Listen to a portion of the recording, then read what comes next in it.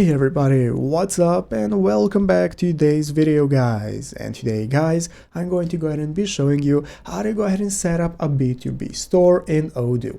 This is a very simple thing to do, so make sure to watch this quick and easy video till the very end, follow my steps correctly, so you can make sure that this works the same for you and you can do this yourself. But yeah guys, let's get straight into it.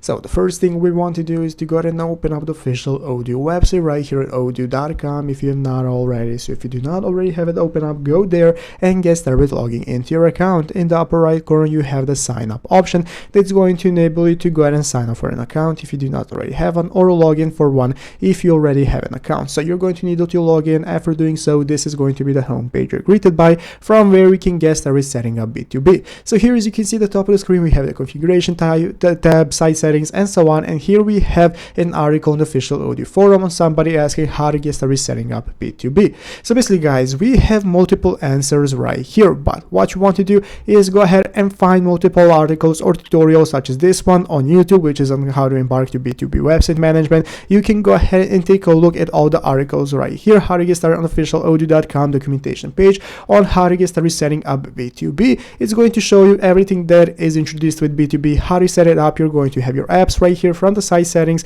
and configuration. You can open up apps and search for B2B right here, or any sales app that you can go ahead and implement directly into your website. That's going to enable you to follow the steps right here directly and set it up for your store, for yourself. But basically that is how it's done. So I hope this video was helpful. If it was, make sure to leave a like, subscribe to the channel. Thanks for watching, take care, and bye.